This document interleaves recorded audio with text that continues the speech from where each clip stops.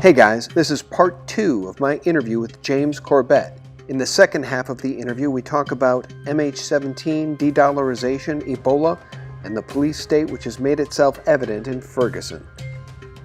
Do we want the BRIC style of globalization and central bank fiat funny money, or do we want the Federal Reserve style? Well, I'm here to say that no, it isn't a choice, but either or. There's many other options on the table. So let's open that menu up and start to order from it. Yeah, I couldn't agree more. We need to defund this vampire, which is so maniacal. And I guess in the time that we have left with you, James, I just want to talk about how maniacal and diabolical they are. And when I say they, I mean the intelligence agencies and the banks and the banksters, and you know the ties between the CIA and the banksters. I want to just throw out a couple of current events and get your thoughts on them. What do you make of MH17 and what we see happening there with Kiev versus Putin? Well, I think the most interesting aspect of MH17 is that it has completely disappeared from the news radar, which at any rate, no matter what really occurred there or how it really occurred, shows that whatever they were planning to use it for propagandistically did not pan out. And that, I think, is telling in and of itself. Yeah. Obviously, this was an event that was going to be used to try to demonize Putin and potentially to force the situation in Ukraine to a head. But it ultimately did not have that effect. And I think that's ultimately because the evidence that they have attempted to corral to muster to muster public opinion on their side just simply fell flat on its face. And the evidence they did not produce? Exactly. It ultimately amounted to some social media posts by various people, which is, I mean, on its face ridiculous. And it's part of this same fantasy land that we're being increasingly asked to live in which you have an agency like the NSA or the CIA or these various intelligence agencies that, of course, have the ability to track anyone and everything that's happening on the face of the planet. But, you know, entire airplanes can go missing, as in the case of MH370, or airplanes could be shot down in the case of MH17, and no one really knows what happened, and there can be no evidence produced on any of these things. Again, I think it's this type of fantasy land that we're being asked to live in, and MH17 is a good example of that. And in fact, I have had an open source investigation on MH17 on the Corbett Report website for the last few weeks, and people have been contributing. We've had a couple of hundred comments, hundreds and hundreds of links to various articles and things. I'm going to be compiling that and compressing it down and releasing a podcast on that in the next couple of weeks, so people can stay tuned to try to find out where that story ultimately ended up and where it's likely to go from here.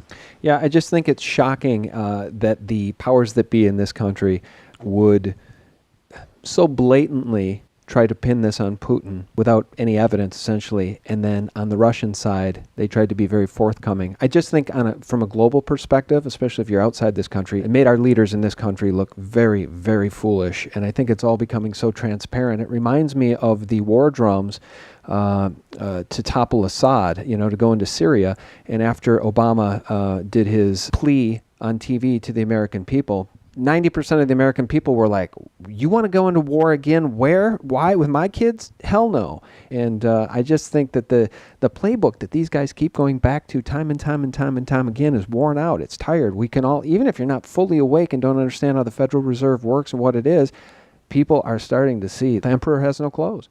Yeah, absolutely. And it is head-scratching that they have attempted to use the Syrian Red Line or MH17 in this propagandistic way, despite having almost nothing to back it up, especially in a post-Iraq world, where obviously the first and foremost thing on everyone's mind is the fact that we were completely lied to about the run-up to the Iraq war. This is not in dispute anymore. Everyone understands how that happened. So the hubris involved with thinking that they can get away with continuing those types of propounding those types of lies is just ridiculous. But perhaps this is my conspiratorial mind speaking, but I think we are in the age where we have seen the zenith of the American empire, and we are seeing the beginning of the decline. And I think that these are reflections of that. The fact that the American military / industrial might that, of course, is really the banking might that really is the president. I mean, they own and control him.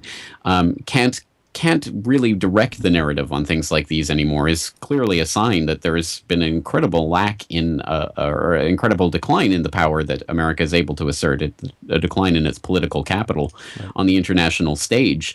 And I think that this is, at this point, part of a long-term agenda. Again, I think it's important to understand that the banking powers are absolutely not committed to the United States. They have no patriotism to this country. And, of course, a lot of them are not American in the first place, so why would they be? And this is an important point for people to understand.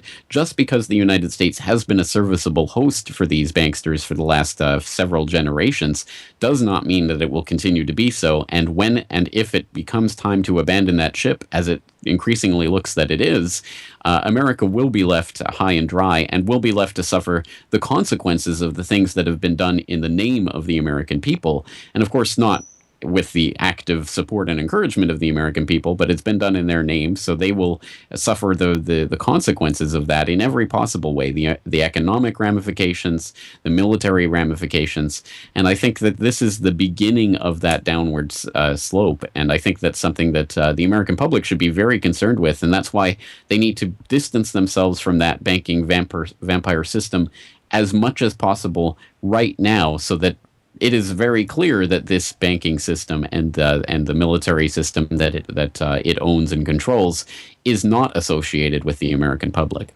Yeah, just a couple more questions for you about current events, being that you're in Japan and I'm here in the United States, and I just really value your opinion here, but you used one of my favorite words, and it's hubris. The hubris of these people is absolutely stunning, and I guess at the end of the day, that's what gets me, is their hubris. And take, for instance, the hubris of the CDC. What do you take of them bringing in 2 Ebola patients to this country? I find it stunning because, if they wanted to study Ebola and test those patients, if they were so benevolent and cared so much for those patients, they could have flown down there, which they did, incidentally, to pick them up, but they could have stayed there and treated them. Do you find it absolutely stunning that they would have imported Ebola into the United States? It certainly makes no sense from any perspective that one can imagine, except for the perspective that this is a precedent-setting event. And I don't think that this was done as part of some plan to spread Ebola in the United States or anything of that sort. But I think the precedent now has been set that when there is this type of pandemic outbreak anywhere in the world, well, of course, we're going to fly the Americans back home to treat them in Atlanta or wherever else is deemed fit. And it's interesting the way that the protocols for dealing with this exact type of situation have changed from 2002, where, as I noted in my most recent podcast, the U.S. AMRID, of course, the biological weapons research arm of the Department of Defense, back in 2002, the U.S. AMRID protocol officer was talking in a publication about the protocols that they have in place for dealing with people suffering from Ebola or other types of extremely contagious diseases. And at that time, they were talking about how this would be handled by the military, and it would be handled in BSL-4 facilities, biosafety level 4 facilities.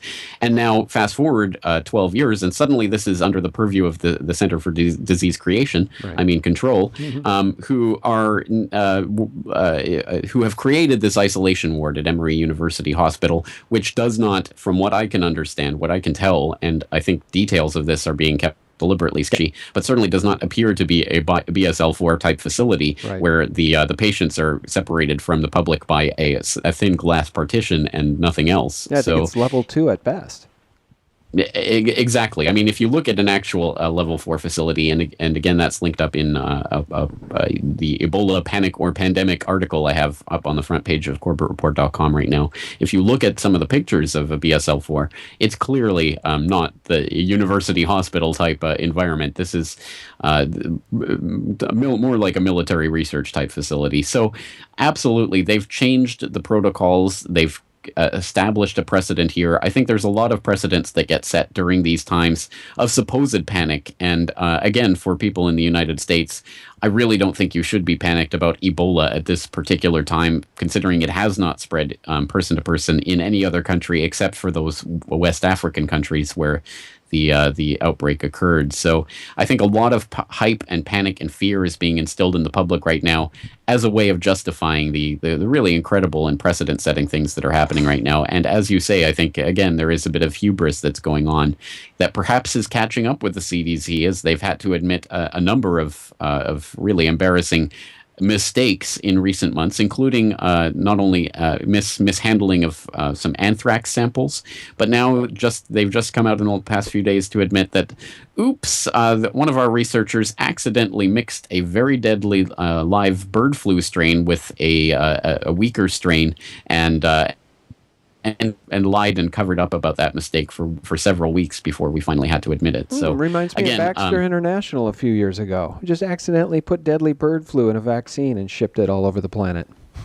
And there was also, I believe it was Sanofi, I'll have to look that up, but it was experimenting with a bird flu vaccine on homeless people in Poland, and a lot of them ended up dying because it turned out to be a real strain of bird flu that killed them. So, again, these types of things are happening with disturbing frequency in this day and age, and that combined with all of the cultural conditioning that's going on towards contagion and the idea of outbreaks, which are being increasingly inserted into Hollywood productions and television shows. Right, and getting the vaccine. Go out and get the vaccine. That's what I'm afraid of. And I don't mean to interrupt, but I do want to ask you this before I forget, and forgive me because I don't have the document in front of me, but we posted something not too long ago at SGT Report. It was a patent document showing that the U.S. government, through the CDC, has a patent on human Ebola. Have you seen that, or does that shock you, or what's your take on that? Yes, in fact, I do talk about this in my recent podcast. It's called The Ebola Effect, so you can search that on YouTube, or you can look on my website under podcasts. And we do talk about that. The CDC has been patenting viruses for a number of years now, and the earliest I found, but I didn't look very hard, but the earliest I found was a report from 2003 where the CDC was patenting SARS.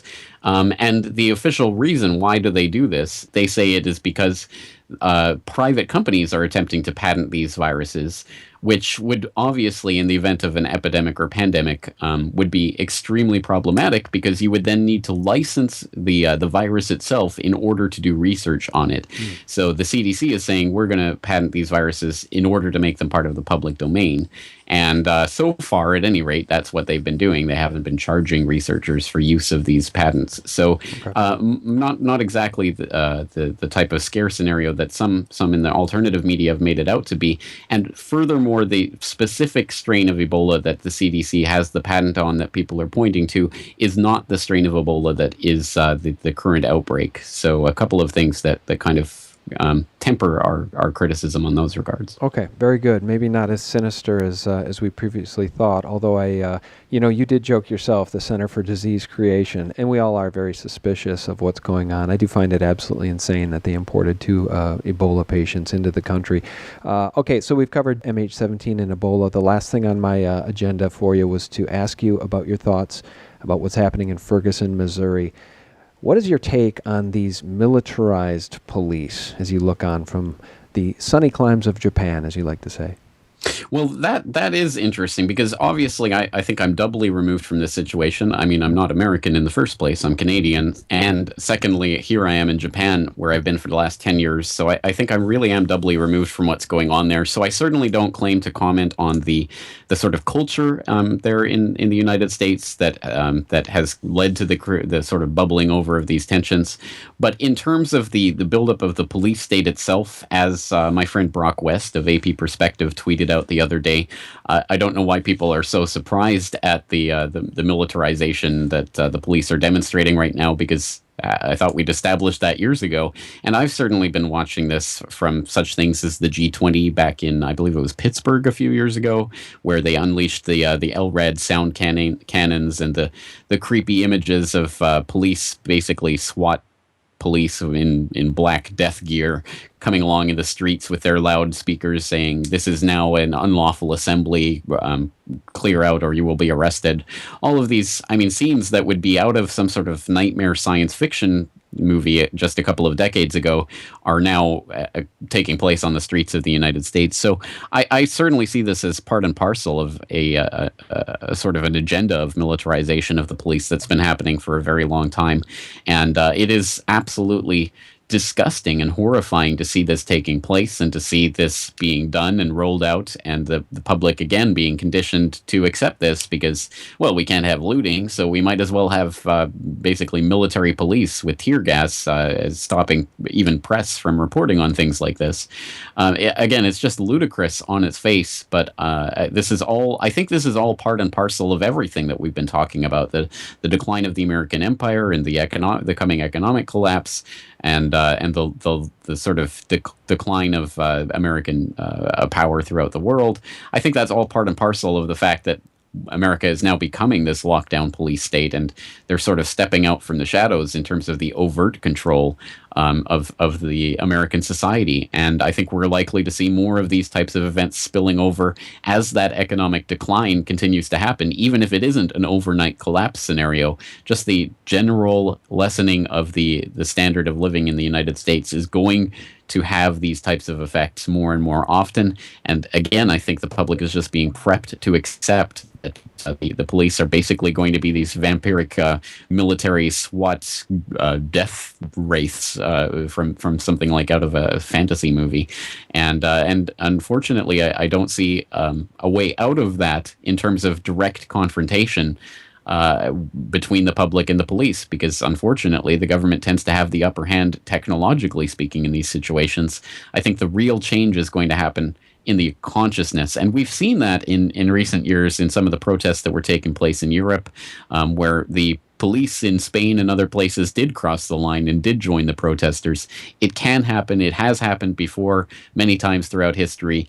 These people are not automatons, so I think we have to really reach out to people in the police and military as potential allies of the American people, because again, these aren't robots. At least at this point, the drone armies haven't been released yet. So I think we have to reach out to the humanity of these people and get them to see that they are the targets of this system every bit as much as the average person in the United States. Yeah, agreed. And if there's good news, it's that we can see resistance to this militarized police force in Ferguson. We see people standing up. We see people speaking out. We see very articulate people at these press conferences, actually, wondering where the justice is and why there hasn't been an indictment against the police officer who executed the man who was shot 8 times. And so we know the Pentagon militarized the Ferguson police force. It's documented. And now I guess the best way to prove that you have a tyrannical government is to get them to act like it. And that's what they're doing. And they're being met with peaceful resistance, which I think is the answer. And it certainly is good news, if there's any good news coming out of Ferguson, Missouri. I know I have to let you go. One last question, and it's this. Fukushima. It scares the heck out of me, and I'm nowhere near it. Does it scare the heck out of you, and could you see yourself having to evacuate Japan at any point in the future? Well, I mean, obviously, it could. There could be the need for evacuation for any number of reasons, for any number of nuclear reactors throughout the country, let alone Fukushima. But certainly at this point, obviously, I'm still living here with my family, so I don't think it's quite the world-ending type of scenario that some have posited it as being. Although it certainly is a cause of concern, and right now, I mean, the situation as it exists is still a daily struggle at the site to contain the even just the water that they're furiously pumping in to keep the situation under quote-unquote control.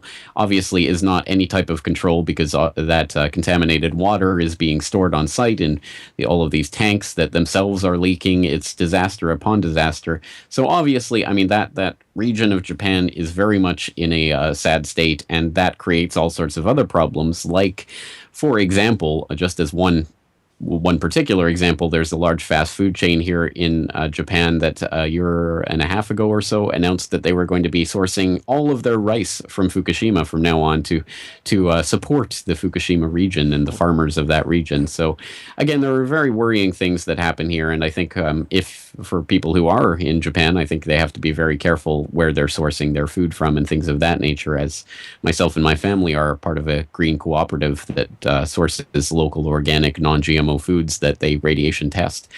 So it is possible, I think, to at least be wary of the things that are going on here. And of course, we have to keep abreast of what's happening with the site and the melted down cores that they still don't know where they are, because they can't even get into the reactors to form any sort of survey of the corium. And to figure out how it's lying and where it's lying. They continue to release bits and pieces and drips and drabs over the course of years, which I think is part of, again, of the plan. I think just like in the early days, they knew within 24 hours that they had a meltdown on their hands, but they've neglected to tell the public that for the course of months. I think they probably know more about what's happening at the site than they're letting on. And the latest is that they're saying that the reactor 3 is in a worse situation than they believed originally, with all of the core having melted down to the bottom of the containment vessel. So again, we have to be very wary about what's happening there. But having said that, I think that for people in the United States and Canada on the West Coast there that are concerned about the effects of Fukushima, I think that they have to also be very careful about what information they're taking on board with that. And there is a citizen-led initiative that's taking place right now called Inform, and I have a link to that up on my Fukushima website, fukushimaupdate.com, that are taking samples on the west coast of the United States and in Canada's far north and other places right now that are it's crowdsourced and crowdfunded, and this citizen initiative is sampling for looking for signs of Fukushima radiation. The Woods Hole Oceanographic Institute has already done some sampling on the West Coast and found no sign of Fukushima radiation on the West Coast. I think that there is a lot of hype that's going on in the alternative media as well surrounding this issue. And I wonder to the extent to which the American nuclear industry benefits from the type of hype that's surrounding Fukushima in the United States right now, meaning that people don't pay attention to what's happening literally in their own backyards. For example, just earlier this year at the Hanford site in Washington State, just miles from the Columbia River, the most contaminated site in the United States, was having its own leak problems. And under tank AY-102, they found, I think, 800,000 count levels of radioactivity with high dose rates that required workers to limit their time in the area in order to not exceed their lifetime recommended dose of radiation. And there was great concern about the leaks that were taking place there. The average American hasn't heard anything about that in the media, despite the fact that this was taking place just a short time ago in a site that, again, was just miles away from the Columbia River. And why is that? I mean, why are none of these nuclear issues in the United States being reported on anymore? And I think that this might, in fact, play into the nuclear industry's hands in America, that people are not looking in their own backyard for some of the problems that are demonstrably there. Yeah, I appreciate your perspective on that. I'm going to let you go in a second. I want to thank you for that, because it gets real scary to see even the mainstream media reporting about the unprecedented die-off of starfish and other sea life on the West Coast. And of course, they never mention Fukushima radiation. So for those of us who are informed, we immediately fear that that's exactly what it is. Could you shout out your Fukushima site, your website again there, for people to visit and learn about your research and intelligence on Fukushima?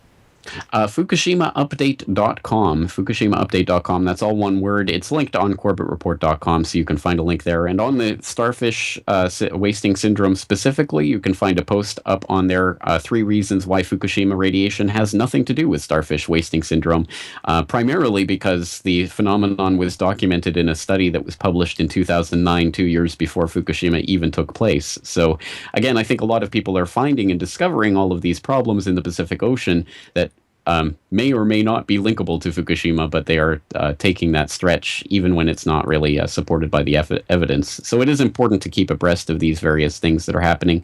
Again, I don't want to dissuade people from doing research, but I think we have to be, again, careful about what types of claims are being made here. Well said.